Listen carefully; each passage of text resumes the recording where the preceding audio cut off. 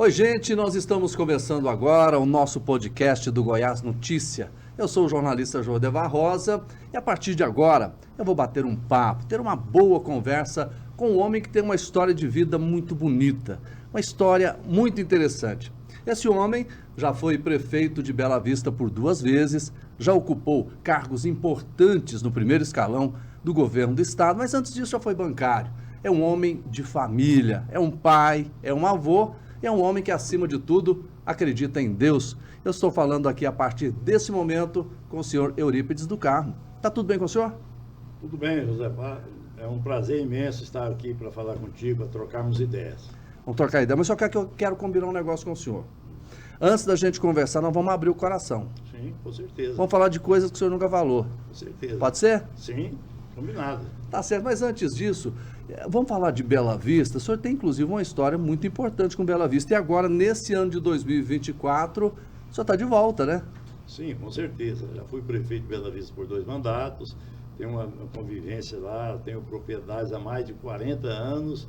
E sempre que a gente é convocado para ajudar o município, a gente não pode negar. E agora, novamente, os companheiros, amigos, a cidade me convocou novamente para participar desse processo político e estamos lá com muita alegria participando desse processo, na certeza de poder ser útil ao nosso município. Tá certo. Eu queria até aproveitar e perguntar por que o senhor decidiu, nesse momento, então, assumir esse desafio tão importante? Na verdade, a gente, quando é gestor de uma cidade, você aprende a amar aquela cidade, a querer bem, a torcer para que as coisas dê certo.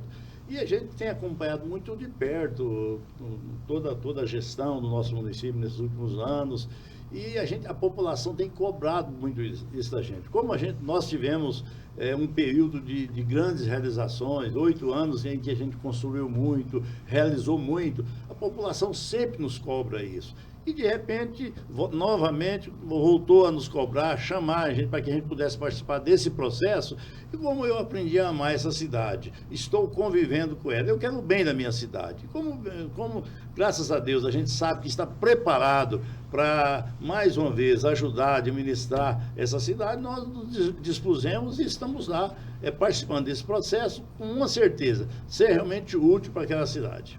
É interessante que eu quero, depois a gente vai falar da cidade de Bela Vista, né? Vamos falar disso tudo. Mas o senhor chegou em Bela Vista quando? Quando é que o senhor foi para lá? Eu cheguei em Bela Vista há 40 anos atrás. Eu trabalhava em um banco, e depois recebi uma proposta na época, uma luvas, aceitei, transferi desse banco. Era para trocar de banco? Trocar de banco. Naquela época, de vez em quando acontecia isso. E com esses recursos, dessas luvas, que eu comprei uma fazendinha em Bela Vista. Daí, há 40 anos atrás, começou o meu relacionamento com a cidade. E, graças a Deus tivemos sucesso, aumentamos o tamanho da propriedade, passei a conviver mais de perto ali com toda a população e aprendemos a Bela Vista é uma cidade muito gostosa de se viver, de se morar. Uma cidade muito perto de Goiânia, mas ainda tem aquele ar de interiorano, aquele ar gostoso em que as famílias saem, conversam com o vizinho. Então é ainda uma cidade muito prazerosa de se viver. E isso realmente nos chama a atenção e a gente está lá com muito prazer, com muita alegria, porque é gostoso de morar em Bela Vista. Eu estou imaginando como é que era Bela Vista 40 anos atrás. É verdade, é uma cidade que ainda hoje, porque Bela Vista cresceu muito nessas últimas décadas, desenvolveu bastante. E a gente conviveu e cresceu com Bela Vista nesse período. Mas a gente sabia, por exemplo, Bela Vista não tinha muitos empregos na época. E a gente, quando vindo da instalação do laticínio Bela Vista, realmente trouxe um desenvolvimento muito grande para o município. Você sabe que Bela Vista hoje já aconteceu de fato a reforma agrária em todo o município.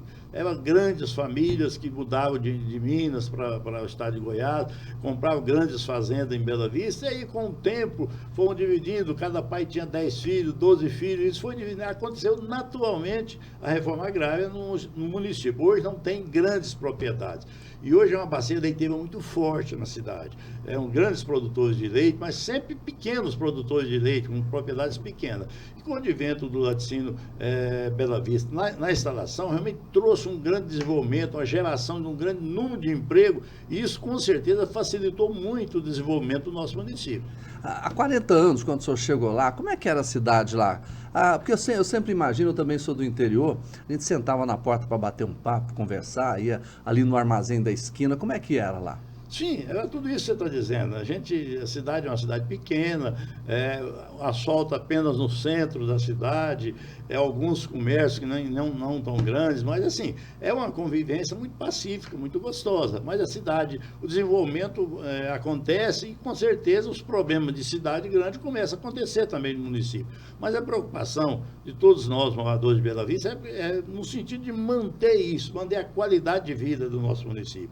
E a gente preserva muito isso, a gente dá muito valor à qualidade de vida, essa convivência com os moradores, com os vizinhos. Ainda hoje. Ainda tem hoje. Você conversa, você sai, vai conversar com os vizinhos, visitar os vizinhos. O senhor faz isso sempre? Faço, sentar na porta de casa, bater um papo com o vizinho. Isso ainda acontece. Pois é, agora o que chamou a atenção do senhor? Porque o senhor poderia comprar, por exemplo, uma fazenda, um sítio em qualquer outro lugar, mas o senhor comprou em Bela Vista. Na verdade, nós fazíamos faculdade com um grupo de pessoas que, por acaso, era de Bela Vista. E aí surgiu a oportunidade de eu adquirir uma propriedade justamente desse grupo de pessoas, de colegas de lá. Foi basicamente isso, em função disso. Eles me levaram a conhecer a cidade, gostei e adquiri essa pequena propriedade e estamos lá até hoje. Na época, o senhor já tinha os filhos? Não, eu tinha... Tinha meus filhos, sim, mas com poucos anos. A minha filha novinho, tinha né? 4 anos de idade, meu filho 2 anos de idade. Então foi muito prazeroso, até porque ainda pequeno, nós íamos para a cidade, íamos para o sítio, para a chácara, e eles junto comigo, a gente ia andar de cavalo, às vezes passeava na cidade de cavalo, então foi muito gostoso. Foi um período em que a gente teve uma qualidade de vida muito boa, inclusive essa convivência com os filhos foi muito importante para a gente, e para eles, né? Pois é, o senhor é uma pessoa que sempre, quando conversa, o senhor fala na família, né? E família, o que é a família para o senhor? Família é tudo. É. A família é o meu porto seguro.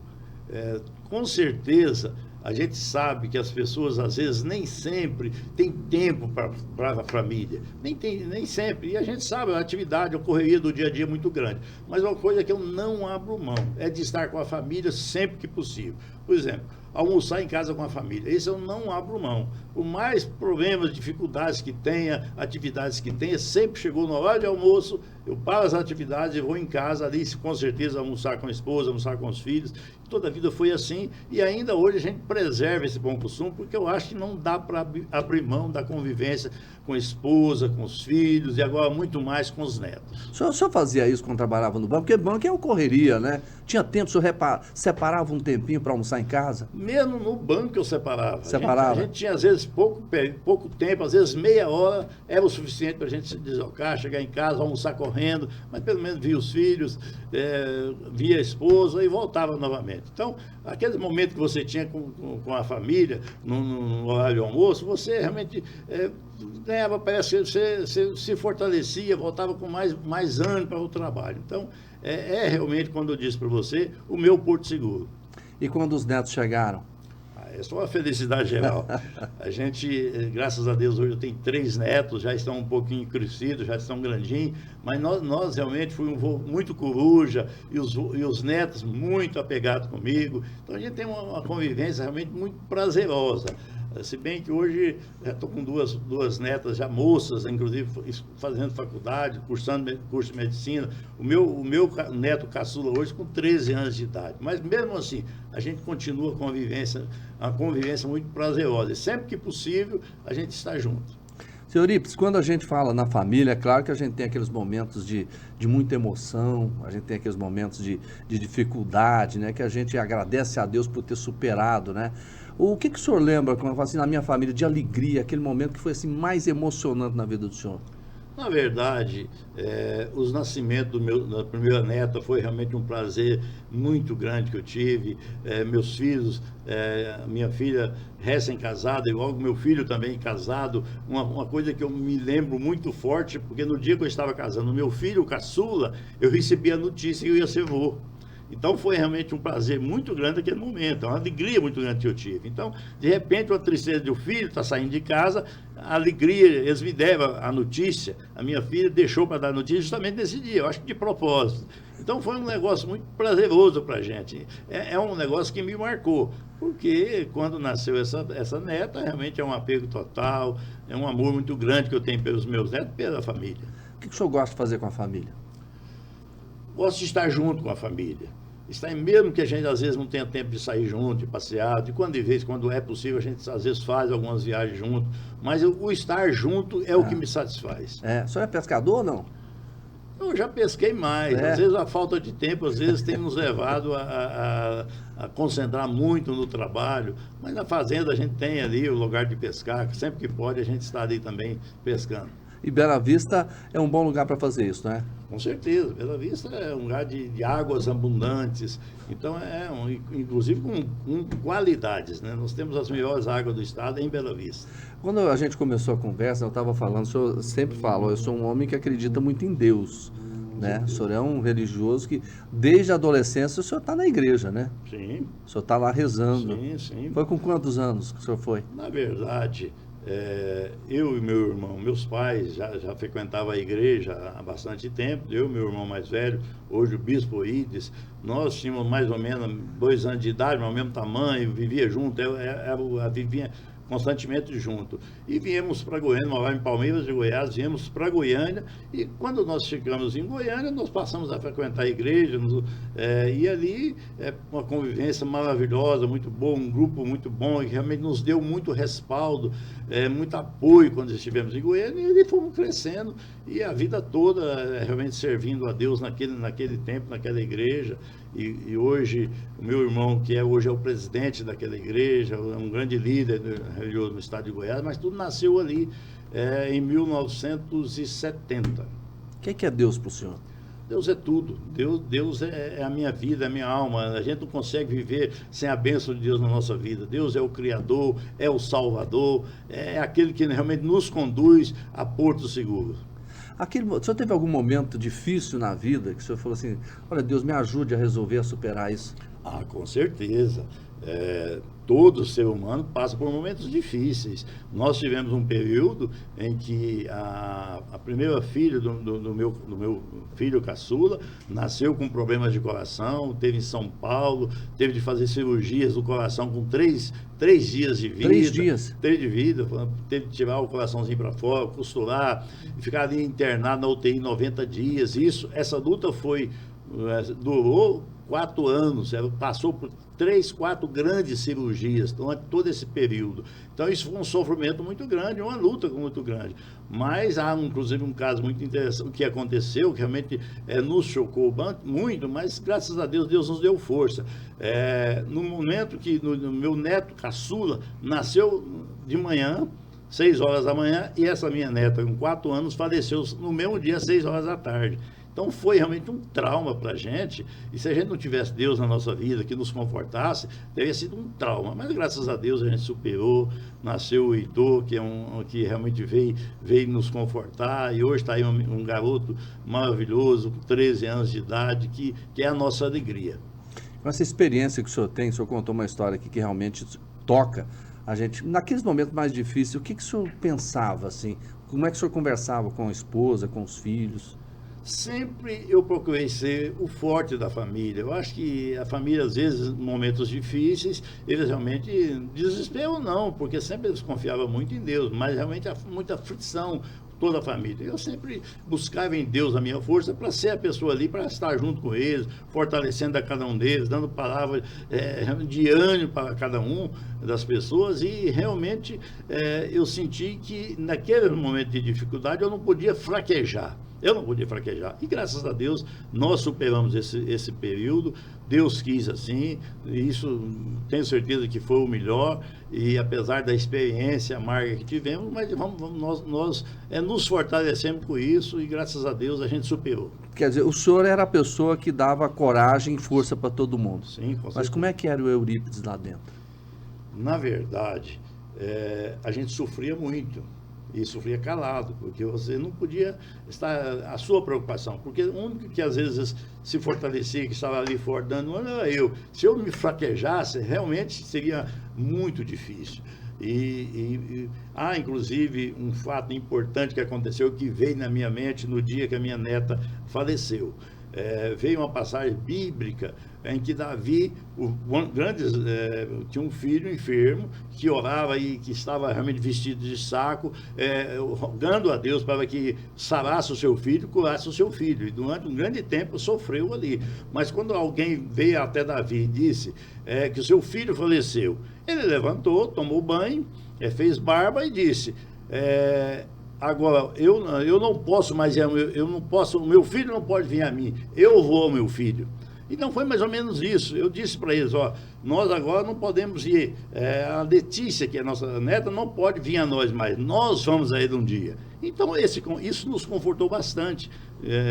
Lembrei muito dessa passagem e aquilo confortou todos nós, porque nós sabemos que um dia nós vamos encontrar com a Letícia, então nós vamos a ela.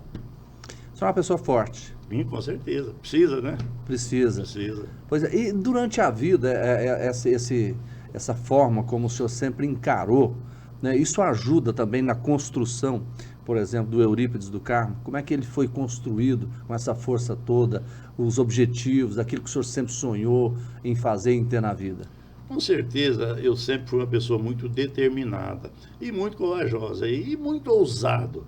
E a gente sempre acreditou naquilo que nós poderíamos fazer, naquilo que nós poderíamos realmente realizar. E nunca me acovardei com nada. Eu sempre realmente, com certeza, eu fui um pouco além do meu tempo, além da rotina do dia a dia. Sempre acreditei muito em tudo. E todas as vezes que você entrava em qualquer que seja o projeto, eu sempre entrei com muita confiança, com muita determinação. E isso acaba dando um resultado. De repente, se você realmente entrar num processo que às vezes você não tem a certeza daquilo, de repente você recua de alguma oportunidade que surge. Então, sempre que eu via realmente alguma coisa interessante, uma oportunidade de vida, eu sempre entrei com muita determinação e com muita ousadia.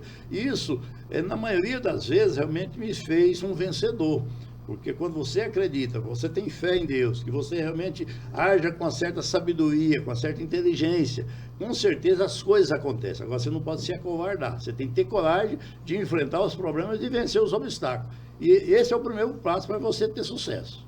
Agora, sempre que o senhor enfrenta esses problemas, que o senhor assume uma posição, a gente sempre fala, mas de que forma as pessoas, o povo, aquelas pessoas mais necessitadas, entram no pensamento do senhor? Na verdade, eu sou muito voltado para o social, como a minha esposa também, nós somos muito voltados para o social. E a gente está sempre... Hoje, por exemplo, a maioria dos meus eleitores em Bela Vista do Goiás são pessoas mais humildes, porque a gente tem sempre essa preocupação com as pessoas que de repente estão lá no setor mais distante e nem sempre tem uma qualidade de vida boa, nem sempre tem o pão para dar aos seus filhos, às vezes na hora do almoço falta o seu pão. Então, nós sempre tivemos nosso pensamento muito voltado para o social. Então, toda a vida, tanto a minha esposa como eu, tivemos sempre essa preocupação de estar, em primeiro lugar, olhando as pessoas em primeiro lugar. Qualquer coisa que você fizer na cidade, você faz uma obra, qualquer obra é importante sim, mas quando você dá um atendimento digno para as famílias, para as pessoas, que você está presente na vida dessas pessoas, dessas famílias, dando aquele momento difícil ali, dando, mesmo que seja uma palavra de conforto, isso realmente é muito bom para essas famílias, e isso faz muito bem para elas e para a gente sente-se fortalecido. O senhor assumiu a Prefeitura de Bela Vista em que ano? Em 2009. 2009. Mas quando o senhor decidiu ser candidato lá, o que mais levou o senhor a falar assim, eu tomei essa decisão por conta disso? Na verdade, quase que por acaso. Eu não sou político, as pessoas, meus colegas de banco, por exemplo, quando ficou sabendo, você vai ser candidato a prefeito de Belém, eu não acredito, as pessoas me ligavam, não acredito que você faz isso. Mas, na verdade, começou quase que por acaso, a gente fazendo um trabalho na cidade, com amizade, eu sou sócio da cooperativa de produtores de leite ali, tínhamos uma grande amizade, e, na verdade, na época, faltava muito um gestor da cidade. A cidade passou por grandes problemas, grandes dificuldades, ela realmente não foi feliz, tivemos bons gestores no passado, mas naquele momento estava passando por um período de dificuldade. Gestores que entravam foi cassado, voltou, muita briga. E realmente a cidade estava carente de um gestor. E as pessoas nos procuravam e naquele momento eu tinha certeza da minha capacidade de gestão. Eu não era tinha experiência, eu tinha experiência. Então eu sabia, eu posso ser útil para essa cidade. De repente eu não tenho os votos para ser eleito, mas capacidade de gestão eu tinha essa segurança. E as pessoas me encorajavam, de repente eu aceitei esse desafio, mas assim, quase que por acaso, porque eu não tinha menor... Quando as pessoas conversavam com o senhor, antes do senhor eleito, ser candidato, decidir, o que elas falavam para o senhor? Basicamente, elas viam em mim essa capacidade de gestão. Todo município, todas as pessoas que moram, principalmente nas cidades menores, elas querem um gestor que realmente faça pelo município, que administre bem os recursos, porque são recursos menores. Às vezes, na cidade grande, como Goiânia, os recursos são muito grandes, tem muitos recursos para aplicar. Os municípios menores, às vezes, têm essa dificuldade. Então, se não tiver um gestor que realmente aplique bem, e elas acompanham também de perto a gestão. Sim. O que está sendo feito de errado, o que está sendo... Então, as pessoas nos procuram nesse sentido. Elas acreditavam em mim, sempre me procuravam. Ela é carente de um gestor, o senhor tem essa experiência, e nesse foco eu acabei aceitando. Agora, aceitando muito mais naquele momento que você pega, às vezes, você no contrapé sem pensar, porque se eu realmente fosse pensar... Eu não teria nem me tornado candidato, porque eu me tornei candidato a partir do momento que um grupo de pessoas começou a falar, Eurípides precisa ser candidato, Eurípides precisa ser candidato. E eu falei algo e que, às vezes, naquele momento é impensável. O dia que essas pessoas, esses amigos, parar de falar que é para mim ser candidato, e eles começaram a dizer, se o Eurípides for candidato, eu vou para a rua pedir voto, é o que me faltava, votos, conhecimento, eu não era tão conhecido na cidade. E aí chegou um grupo de amigos na minha cidade, na minha casa, e cada um começou, se você for candidato, eu vou para a rua pedir voto, eu não sou político, não sou nada. O outro falou, cada um falou a mesma coisa. E aí, no final, então, se é assim, ok, eu topo. Mas assim, quase que na pressão, né? Tanto é que depois que eu aceitei, eu realmente fui cair em si, o que eu estou fazendo? Eu não sou político, eu não tenho essa experiência, eu não sou tão conhecido no município. E aconteceu isso, mas... Quando eu não tinha outra saída, eu tinha dado a palavra, eu tinha de honrar aquela palavra, eu contratei uma pessoa para me ajudar na campanha e disse para ele, o que eu preciso fazer para ganhar a eleição em Bela Vista? Ele falou, você tem de agora se tornar o seu nome conhecido. Encomendei uma pesquisa na época, eu tinha 3%, isso no dia 3 de julho, as eleições aconteceria em outubro. Eu tinha 3% das pesquisas, um ex-prefeito, que tinha sido um bom prefeito, tinha 36% das pesquisas, o prefeito da época tinha 26%, eu apenas 3%. Mas eu sou muito disciplinado. A pessoa você tem que fazer isso, e eu comecei a atender, obedecer aquela determinação, visitar, conversar com as pessoas. Em 20 dias, nós fomos de 3% para 20% das pesquisas. Então, foi um saldo. Aquele que estava em 36% caiu para 20%. Com 20 dias de trabalho, nós ficamos já em segundo lugar. Mais 10 dias de trabalho, no dia 30 de julho eu fiz a segunda pesquisa, eu já estava liderando as pesquisas. Então foi um negócio assim quase que impensável, foi algo que aconteceu que ninguém imaginava que pudesse acontecer. Tanto é que os meus concorrentes só acreditavam que eu ganharia aquelas eleições, faltava 15 dias para acontecer as eleições, quando eles começaram a acreditar que eu ia ganhar as eleições. Foi quando realmente... Na época, os nossos opositores baixou o nível, veio para cima, realmente muita baixaria, mas mesmo assim nós mantemos e fomos vencedores. Agora, eu creio que, para mim, eu sou uma pessoa de fé, eu acho que isso é um projeto de Deus na minha vida, um projeto de Deus na vida da cidade. A cidade precisava daquele momento, que a gente realmente pudesse fazer algo para a cidade que ela não via antes. Então, a cidade estava com dificuldades na época? Muita dificuldade. Quando o senhor assumiu lá, como é que o senhor encontrou o município? A cidade, para você ter noção, quando eu assumi a prefeitura, o ex-prefeito tirou todas as memórias dos computadores, levou com ele. Eu fiquei 30 dias sem ter nada, sem saber, conversando, mas eu tive que entrar na justiça para que o juiz determinasse que o ex-gestor devolvesse para a gente as memórias dos computadores. Não tinha, era o caos. Mas nós aos poucos fomos fazendo um trabalho com muita seriedade e realmente conseguimos, dentro de 90 dias, colocar a casa em ordem, começar a fazer as primeiras obras e aí A partir do momento que você faz um trabalho com muita retidão, procurando aplicar cada centavo que entra nos cofres do município, aplicar e aplicar bem, elegendo prioridades, com certeza os recursos começam a aparecer. E quais que eram essas prioridades que o senhor está dizendo? Eu chego lá e falo assim, eu vou caminhar nesse rumo. Naquele momento, por exemplo, nós tínhamos um transporte escolar que estava o caos do transporte escolar. Não tinha transporte escolar. Muita gente estudava em Goiânia, né? Estudava em Goiânia. E assim, mesmo o transporte, lá tem um transporte dentro. rural, que realmente é um grande número de pessoas que moram na zona rural, que vinha para a cidade com transporte, tudo com combis velhos, carros realmente não tinha a menor condição de transportar. O grande problema, com 30 dias, assumi em 1º de janeiro, com 30, iniciou as aulas no final de janeiro, eu estava na prefeitura, me ligava, Eurípides, o transporte escolar não tem a mínima, a Kombi quebrou, outro carro quebrou, não, tá o caos. Eu não imaginava que ia encontrar essa situação. Naquele momento, eu chamei os meus auxiliares e disse, isso não pode continuar. Convoquei, fiz uma licitação de urgência e contratamos empresas realmente qualificadas, que vendiam carros em condições de tráfego, e mudamos. Em 30 dias, nós mudamos aquele quadro de transporte ao ponto de Bela Vista, durante a nossa gestão, ser escolhido o transporte estudantil modelo do estado de Goiás. Um pouco prazo, a gente realmente mudou a sorte. E aí, sim, começamos a fazer outras obras, asfalto, estrada nas zonas rurais. Uma das coisas que a gente, historicamente, né, senhor, um dos sonhos da vida da pessoa é ter uma casa própria. Sair do aluguel, montar o seu cantinho lá, construir lá e levar a família para lá. O que o senhor pensou na época em relação à casa própria, à habitação?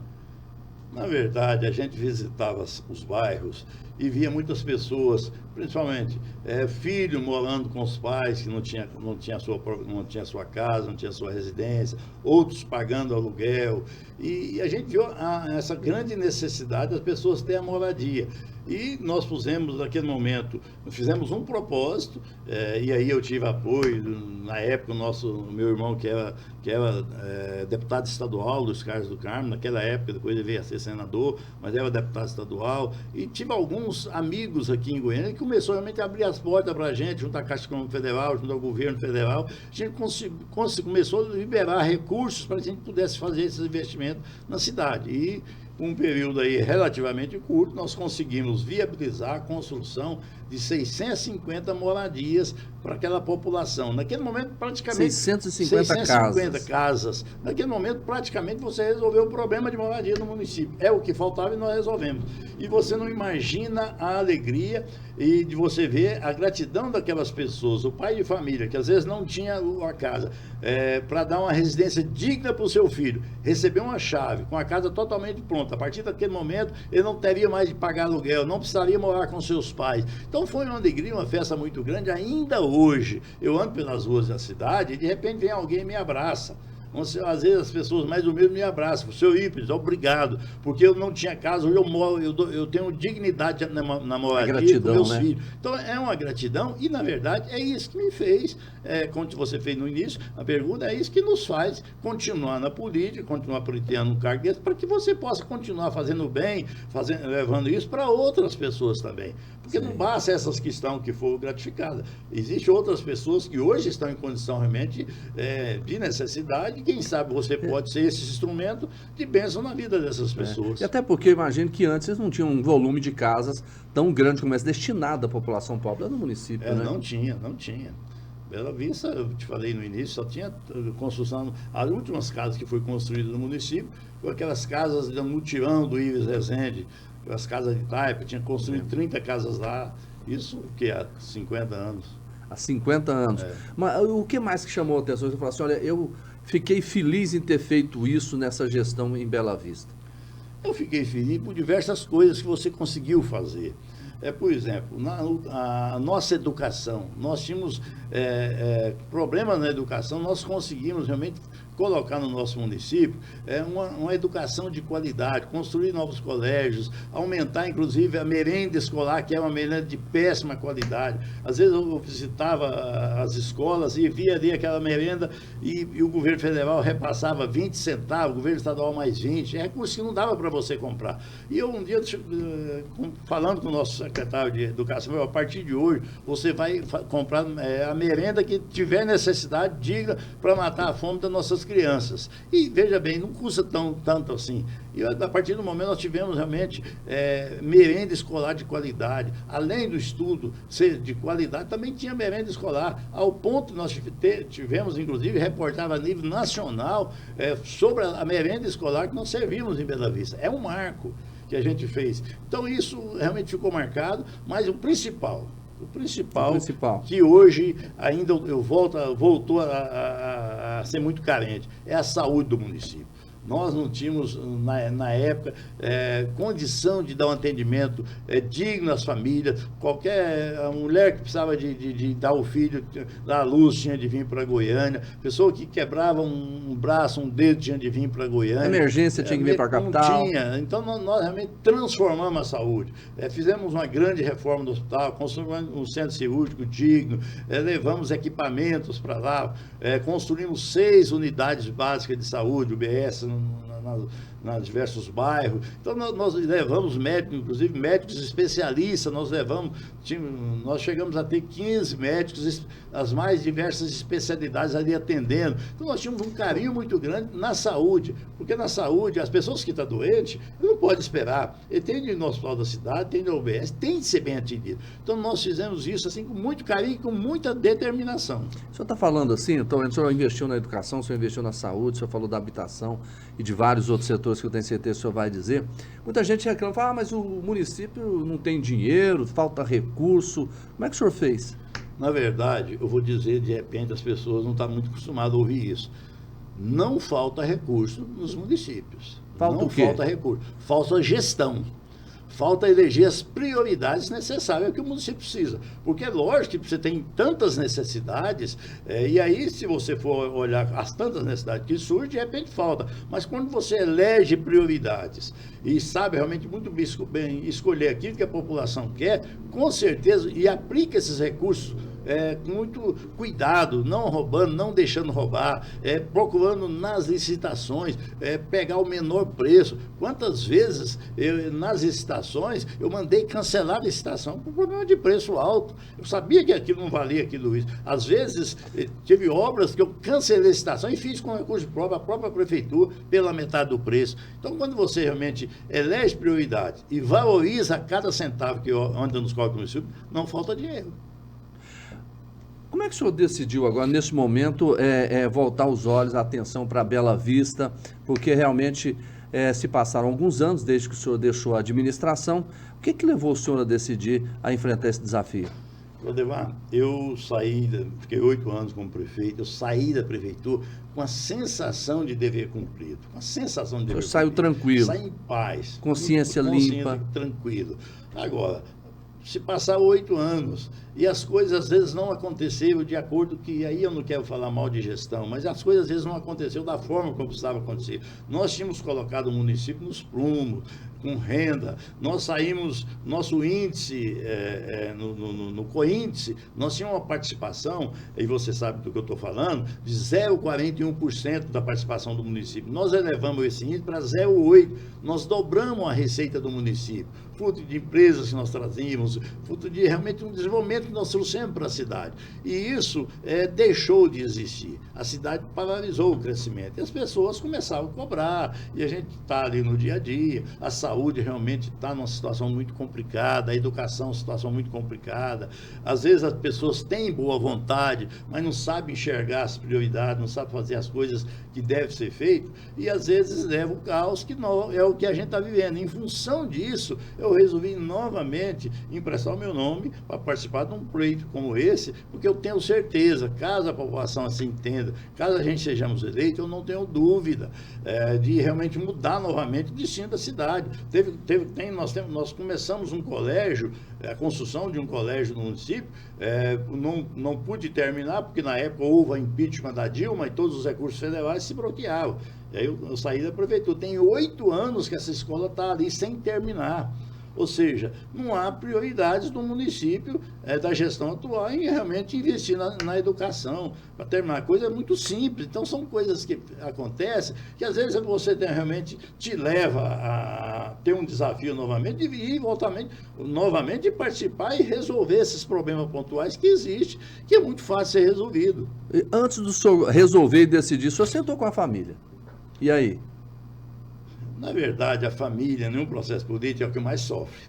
Porque na política, eu realmente não preocupo muito com o que as pessoas estão falando, então realmente eu tive direito a esses problemas. Mas a família é o que mais sofre. Então a família realmente... Eu digo assim, na hora de tomar a decisão. A família, pensando no meu bem, não queria que eu participasse disso. Porque é um desafio grande. Hoje, né? as redes sociais, a pessoa pode fazer o melhor que está fazendo, que às vezes é criticado. E a família sofre isso. Já sofreu no passado e agora eu tenho certeza que muito mais. Então, a família, na verdade, pensando no bem-estar da gente, às vezes ela não quer que você participe. E às vezes a gente tem de convencer eles que a gente não nasceu só para a gente. Eu nasci para ser útil, Deus tem me dado muito, eu estou feliz porque eu conquistei na vida. Então é um momento, no momento da minha vida, de eu realmente dar algo que eu conquistei para as pessoas, principalmente para as pessoas menos favorecidas. Aí sim, com esse argumento eu convenci, sempre convenci os filhos, os netos, a esposa, que era interessante para a comunidade a minha participação nesse processo. É interessante, na vida a experiência ela vale demais. Sim. Ela é super importante até para o senhor vencer aqueles obstáculos que estão colocados na frente da gente. Depois que o senhor passou 8 anos lá em Bela Vista, por exemplo, que experiência que é essa de vida que o senhor traz exatamente para uma nova gestão? Na verdade,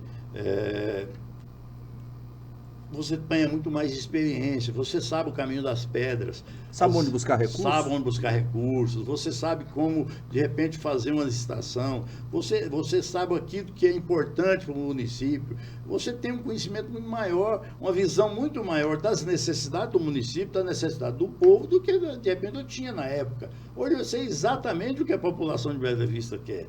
Eu não tenho dúvida.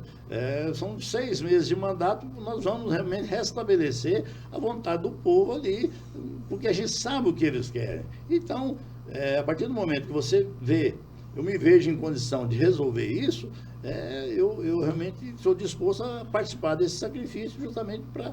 Como é que o senhor vê, quando a população, sempre quando a gente conversa com ela, inclusive eu como jornalista, ela sempre fala assim, gente, eu quero que o meu dinheiro, né, seja bem utilizado, ele seja bem investido em qualquer coisa, no município, no estado ou no governo federal, não é isso? Como é que o senhor vê essa situação? A população está corretíssima, porque existem muitos recursos. Você sabe que o Brasil é um dos países que mais cobra imposto de renda, há impostos diversos, né? Há uma carga tributária muito grande no país. E esses recursos de repente não aparecem. Por que não aparece? Primeiro, a corrupção. Realmente a corrupção desvia muito recurso. Segundo, as pessoas nem sempre sabem aplicar bem os recursos. Às vezes paga por algo que não vale, você vai fazer uma obra que vale 1 milhão, as pessoas às vezes pagam 2 milhões. Então os recursos é muito fácil. O recurso público, se você não tiver cuidado, ele é muito fácil de ser gasto. O senhor é cuidadoso com o dinheiro público? Com certeza, isso eu não abria mão. Cada centavo eu tinha esse cuidado. Aí não é coisa simples, mas só como exemplo. Eu nunca, durante os 8 anos, eu nunca pus 1 litro de diesel no meu carro para ir atrás de recursos para o estado. Ia para Brasília, para Goiânia, nunca punha recursos da prefeitura em carro meu. Eu andava em carro próprio. Por quê? A vida inteira trabalhando em banco, o banqueiro nunca me deu dinheiro para me pôr gasolina no meu carro para andar. Por que agora eu vou usar recursos, se bem que a lei permitia, usar recursos para pôr combustível no meu carro para andar, mesmo que benefício do município? Eu falei, não é justo. Se a vida inteira eu não usei, por que agora eu vou tiver esse proveito? Diárias, para que você visitar para Brasília, visitar em algum lugar que você ia. Normalmente a lei te permite, eu nunca peguei uma diária, porque eu não tive isso na iniciativa privada. Então eu levei mais ou menos aquilo que eu vivi na iniciativa privada para o poder público. E aqui eu não quero nem criticar quem faz isso, quem usa isso. Não quero criticar. É uma lei, a lei permite, mas eu nunca quis. Muito mais para dar o exemplo. Para dar o exemplo que a gente realmente precisa olhar os recursos públicos com muito carinho, com muito cuidado. Cada centavo que entra nos cofres do município são fruto de um trabalhador que às vezes está pagando o seu IPTU com dificuldade. Então você tem uma responsabilidade de fazer com que o dinheiro dele renda e volte para ele em forma de benefícios.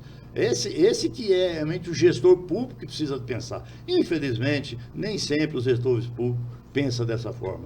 Eu acho que a gente precisa realmente ter um cuidado maior e que outras pessoas tenham também um pensamento assim como nós, no sentido de valorizar os recursos públicos. As pessoas sempre falam que tem dinheiro destinado para os municípios, é possível buscar esses recursos, mas a grande pergunta que a gente faz assim, é possível? O senhor sabe o caminho das pedras para buscar esses recursos? Os recursos públicos hoje, bem que tem as receitas obrigatórias, ICM, FPM, que já vem quase que automático do município, tem os impostos locais que vêm. E tem também as famosas emendas hoje, e que está muito mais hoje, que basta que você tenha uma boa convivência com os deputados estaduais, deputado federal, com o governador. Então, se você tiver essa experiência, essas amizades que você tem com essas pessoas, os recursos chegam. Os recursos chegam. E os próprios deputados federais, senador, o próprio governo do estado, ele quer ajudar as pessoas. O senhor tem essas ligações? Eu tenho todas essas ligações. Temos hoje deputados federais, nosso amigo, deputado estadual, tem uma amizade pessoal com o governador do estado de Goiás. A gente tem certeza que todo esse grupo de pessoas que estão junto com a gente não nos vai faltar no momento que a gente bater a porta do estado, da Câmara Federal, da Câmara Estadual, atrás de recursos. Quando o senhor circula por Bela Vista e conversa com a população, o que as pessoas dizem para o senhor? As pessoas estão muito esperançosas.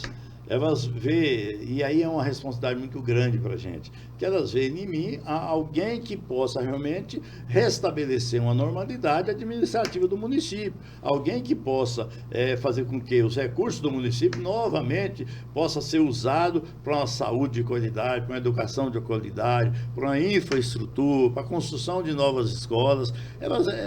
A população vê em mim esse empreendedor que fui no passado. Então, por isso que é importante você ter uma conduta sempre que não mudar. Você manter sempre a conduta, porque a população passa a acreditar em você. Exatamente. Porque tem muita gente que fala, às vezes a pessoa é eleita, seja o deputado, seja o administrador, e ele some.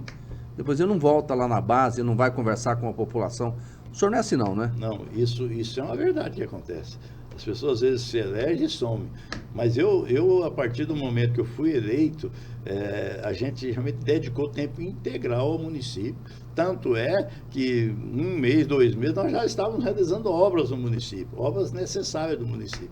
Então, são coisas que a gente sempre fez e que eu acho que se Deus quiser, a população entender, nós voltarmos, nós vamos novamente fazer com que a cidade possa ter grandes obras, grandes investimentos, porque se a gente correr atrás, se a gente acreditar, a gente consegue os nossos objetivos. E o senhor sente que a população está com esperança nisso? O dia todo, eu andando pelas ruas da cidade, conversando com as pessoas, elas realmente depositam, e até uma responsabilidade muito grande que eu sinto, que elas estão com essa esperança. A prova disso são os números que a gente tem, a grande aceitação, e a população realmente vê em nós essa pessoa que novamente vai fazer com que, principalmente, a saúde do nosso município volta a ter qualidade. Não justifica a pessoa, às vezes, ir no hospital da cidade e tomar um Tilenol da vida e voltar para casa sentindo dor. E isso, às vezes, acontece muito. Então, as pessoas precisam ir no hospital, procurar saúde e ser bem atendida, ter o seu problema realmente resolvido. Não justifica as pessoas irem a um posto de saúde e não ser atendido. As pessoas, às vezes, de repente, seja qualquer dor que esteja sentindo, que vai na unidade básica de saúde e não pode ser atendido porque tem que marcar uma consulta daí 30 dias. Isso está acontecendo, sempre aconteceu, mas isso não se admite isso. A pessoa que tem algum problema de saúde tem de ter uma unidade básica, tem de ter um hospital que atenda essa pessoa de pronto. É possível? É possível. Fizemos isso na nossa gestão. Agora, uma outra coisa, vamos falar do setor produtivo. O senhor, inclusive, tem uma pequena propriedade lá, o senhor conhece das cooperativas, o senhor, inclusive, fez parte, eu não sei se ainda faz, mas Ainda faço. ainda faz, não é? O que o senhor pensa para esse setor? Porque é tão perto de Goiânia, Bela Vista, uma cidade rica, uma cidade bonita. Como é que o senhor pensa nesse setor produtivo? O setor produtivo, realmente, ele passa por um momento um pouco difícil, porque, na verdade, o agro, principalmente o agro, ele praticamente não tem muito necessidade de uma ajuda do poder público. Ele quase que caminha sozinho. O produtor de soja, a pessoa que realmente é um tirador de leite, que é um produtor de leite, ele achou a forma de tocar o seu negócio praticamente sozinho. Basta que o poder público não atrapalhe. Se o poder público não atrapalhar, é o suficiente. É o suficiente. Então, há uma disposição. Hoje, os nossos produtores rurais, seja na agricultura, na pecuária, eles são muito empreendedores, eles acreditam muito. E basta que realmente, na produção dele, eles não tenham o governo atrapalhando, cobrando mais impostos, às vezes dificultando as coisas. Mas se realmente o governo deixar as coisas acontecerem, com certeza, o agro no Brasil, que é muito forte, tem produzido, nosso PIB é muito forte no agro, e Bela Vista não é diferente, nós temos um PIB muito forte em Bela Vista, fruto do agro, da produção de leiteira, da produção de soja, enfim, as coisas estão acontecendo, basta que a prefeitura realmente faça a sua parte, que é arrumando boas estradas para que possa transportar a sua produção. E o agro pede muito pouco do poder público. As estradas estão... Como é que elas estão hoje? As estradas estão, sim, relativamente bem. Tem melhorado tem que continuar muito desse bem, jeito, tem que continuar. Né? Isso é importante. Agora, o senhor conversa muito, o senhor vai nos bairros, o senhor vai na cidade conversar com as pessoas para ouvir? Eu tenho ouvido muito, não às vezes o necessário, porque a gente tem uma vida muito corrida. Sim. E a gente tem muitas atribuições, nem sempre, às vezes você tem um prazo, às vezes sou cobrado inclusive por isso. Quando você tem muitas atribuições nos negócios, você às vezes não tem tanto tempo de estar presente ali para conversar com as pessoas, no comércio, alguma coisa. Mas sempre que posso, eu procuro fazer isso, sempre posso. Nem sempre na quantidade que você, às vezes, era necessário. No tempo que você poderia, às vezes, ter mais tempo para estar discutindo com a população. Mas sempre que pode, a gente está ali conversando com eles, trocando ideias, e inclusive pegando ideias, né? São boas ideias que a população tem. Agora estamos numa fase de formatar o nosso plano de governo. Temos feito um plano de governo aberto com a população. Às vezes nas reuniões nós falamos, mas depois nós abrimos para que a população dê as suas sugestões para o nosso plano de governo. Quem realmente sabe a real necessidade do município são eles. Então, o nosso plano de governo hoje, basicamente 80% do nosso plano de governo hoje, nós estamos procurando, são ideias que a população tem nos trazido. Então, a gente realmente tem agregado todas essas ideias e estamos formatando um plano justamente e que não difere muito daquilo que a gente pensa, que a população também pensa. Então, é muito tranquilo e muito bom a partir do momento que você dispõe a ouvir a população e está disposto a fazer aquilo que eles querem, né? Fazer um plano a 4 mãos, vamos dizer assim, ou em muitas mãos, né? Em muitas mãos. E qual que seria o carro-chefe? O que o senhor imagina de um plano de governo hoje para Bela Vista? Bela Vista hoje nós precisamos de levar novas empresas, novas indústrias para o nosso município, para que gere mais empregos, gere mais renda. É uma necessidade muito grande. Nós precisamos ter... realmente voltar a ter uma saúde de qualidade, uma educação de qualidade, um transporte estudantil na zona rural, como para Goiânia, de qualidade, porque ainda não é uma cidade de Bela Vista, não tem faculdade, e nossos estudantes universitários, todos têm de vir para Goiânia, e diga de passagem, quando nós assumimos a prefeitura, os estudantes se cotizavam para pagar um ônibus para vir para Goiânia estudar. Nós implantamos o transporte estudantil universitário de graça. Hoje tem ônibus que transportam nossos estudantes, 4, 5 ônibus que vêm todo dia transportando os estudantes, totalmente mantido pelo poder público. Isso que nós implantamos lá no início, nós tivemos a visão. Nós temos de investir nos nossos estudantes, com certeza o retorno vai ser grande para o nosso município. Lá não tem faculdade ainda? Ainda não. Não seria a hora de ter? Eu acho que sim. Está na hora da gente brigar por isso. A população pede muito isso? A população pede muito, pede muito. Uma coisa que hoje a gente percebe que também um grande problema, que é a questão do emprego. Né? A pessoa precisa, porque é aquilo que leva o sustento, né, senhor Ipes, para casa, ter um emprego da dignidade, a autoestima cresce, não é isso? Isso é uma verdade e às vezes é muito triste. Você às vezes vê a grande quantidade de pessoas levantando 5 horas da manhã, pegando o ônibus para vir para Goiânia trabalhar. Chegando da tarde, o ônibus lotado para trabalhar, para voltar para casa. Então isso é muito triste. A gente precisa mudar essa realidade. E essa realidade pode ser mudada. A gente levando novas indústrias, novas empresas, fazendo uma parceria com o governo do estado de Goiás, para que ali realmente tenha uma quantia boa de emprego, que as pessoas possam sair para trabalhar e realmente ter condição de não estar sofrendo tanto, levantando de madrugada. Eu tenho um exemplo muito peculiar e eu gostaria de dizer. Quando nós andamos, a primeira campanha que nós fizemos, nós andamos muito pelas casas da cidade. Casa a casa. Cada casa que eu chegava tinha uma mulher desempregada. Mulher desempregada.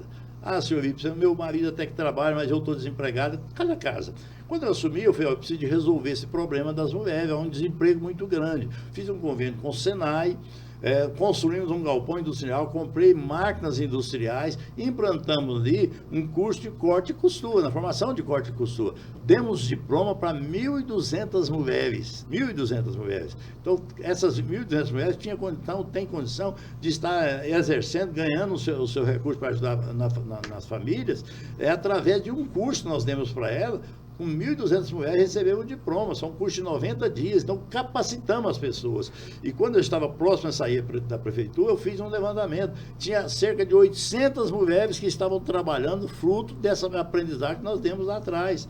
Trabalhando com facção, às vezes no fundo de quintal, mas que estava tendo a sua renda extra. Então, são pequenos detalhes que dá para fazer a diferença. Às vezes, nem sempre você precisa de uma grande indústria, alguma coisa desse sentido. É bem-vindo, mas qualquer coisa, de repente, se você tiver uma boa ideia, você resolve um problema, uma coisa, às vezes, mais simples, que vai efetivamente resolver o problema do desemprego no município. Mas agora, o senhor falou que é importante levar uma indústria, levar uma Sim. empresa. É possível isso? Levar nenhuma grande empresa ou média empresa vai para o município sem ter alguma contrapartida. Não vai porque Bela Vista é um povo bonito, não vai por isso. Eles têm um interesse e isso é normal nos empreendedores. Então nós precisamos de criar condição e aí, de repente, com a ajuda do governador do estado de Goiás, a gente tem que falar já com o pessoal que cuida dessa área do governo, para que a gente possa realmente instalar um polo industrial no município, que realmente atenda as empresas que vão para ali, que realmente doam esses terrenos. Aí sim, criar esses atrativos. A partir de que tem esses atrativos, sim, tem pessoas empresários que querem estar lá no município, mas precisa dessa contrapartida. Isso é normal em todos os municípios e não foi feito até agora, mas eu acho que o senhor pensa em criar um polo? Eu penso em criar um polo, sim. Penso em criar um polo, para que a gente possa efetivamente resolver o problema do desemprego no município. Hoje, por exemplo, nesse caso aí do jovem, a gente tem exatamente a questão do primeiro emprego também, que é uma necessidade muito grande. Sim. Né? Hoje a gente sabe que muitas vezes o jovem não consegue, né? Com certeza. Mas você precisa realmente preparar esses jovens, qualificar esses jovens, que às vezes falta isso, né? Para que eles possam entrar no mercado de trabalho. Eu te diria que, de repente, emprego até tem, mas às vezes as pessoas não estão qualificadas para isso. Estão qualificadas. Aliás, qualificação é um grande problema. É um grande problema. Então, você precisa de qualificar as pessoas, os jovens, saindo do segundo grau, que está terminando, jovens de 16, 17, 18 anos, você precisa ter uma qualificação desses jovens para que eles tenham condição de entrar no mercado de trabalho, porque o mercado de trabalho ele também é crescente. Aí sim, você levando empresas, essas empresas precisam chegar lá e ter gente qualificada para desenvolver o trabalho que elas precisam. Então, é um conjunto de ações que precisa ser feita, que aí junta o Poder Municipal, a Câmara de Vereadores, o Governo do Estado de Goiás, os nossos deputados estaduais, deputados federais, para que junto a gente possa realmente fazer um plano de trabalho, um plano de desenvolvimento, para que a gente possa atingir sucesso. Isso é possível? É sim. Nós temos o caso de Aparecida de Goiânia, grandes polos industriais que têm e que está funcionando muito bem. A Aparecida é realmente um local, um dormitório. Hoje não, as grandes indústrias realmente têm vida própria. Nós precisamos transformar também Bela Vista para que ela tenha vida própria também. Senhor Eurípides, quando toda entrevista que eu faço, principalmente quando voltado para a população, as pessoas sempre falam de um problema que existe em qualquer cidade, que é a questão do asfalto. Porque o asfalto é aquela infraestrutura necessária. Bela Vista tem muito problema com isso? Levar, quando nós assumimos uma cidade, como te diria, poucos setores eram asfaltados. Na minha gestão, Bela Vista não é uma cidade tão grande, eu asfaltei 18 bairros na minha gestão. Hoje falta praticamente 2, 3 bairros que ainda não tem asfalto na sua totalidade. Então eu tenho dito isso lá no nosso plano de governo para a população, que nós queremos realmente asfaltar 100% do nosso município. Isso é possível, temos condição para isso, porque já está bem avançado e a gente quer com certeza, hoje, graças a novos loteamentos que surgem, as pessoas, os empreendedores têm de entregar com toda a infraestrutura. Não era assim no passado. Então, hoje, isso facilitou muito. Então, o que resta, nós precisamos aí 2 anos, com certeza nós vamos zerar todas as ruas que não têm asfalto no município. É possível arranjar recursos para isso? É possível. E não é tão grande assim, né? Basta que você tenha esses contatos, tenha essas parcerias com os deputados estaduais, com essas emendas que são colocadas, né? Exatamente. Eu sempre falo, né, que a vida é um desafio constante, né? Sim, com certeza. Temos de enfrentar os desafios no dia a dia, né? Pois é, e o gestor, mais do que nunca, quando o senhor tem que tomar uma decisão importante, o que passa na cabeça do senhor naquele momento? Fala assim, olha, é o momento que eu não posso recuar, eu tenho que ir adiante. Se existe uma coisa na vida que eu aprendi, é tomar decisão. A pessoa tem que ter a coragem, a ousadia de tomar decisões. Mesmo que naquele momento a decisão não possa ser a mais correta, mas se você não tomar a decisão, fica pior. Então, eu acho que a pessoa, qualquer gestor público, tem que ter a coragem de tomar as decisões e, com certeza, tomando as decisões com sabedoria, ouvindo os pares que estão ao seu lado, ouvindo as pessoas, com certeza a gente vai ter o resultado necessário. Basta que você tenha coragem, tenha ousadia para isso. E o foco? E o foco, tem que ter foco. E o nosso foco é esse, sempre foi, né? Desenvolver o município, crescer o município, trazer o bem-estar para a nossa população. Esse é o nosso foco. O senhor está determinado? Estou determinado, com muita boa vontade e com muita saúde para isso. Com muita saúde. E fé em Deus? Fé em Deus. Esse eu não abro mão. Meu norte, primeira coisa, levanto de manhã, orar, pedir direção a Deus para todas as nossas decisões que vamos tomar, porque com certeza a sabedoria vem de Deus.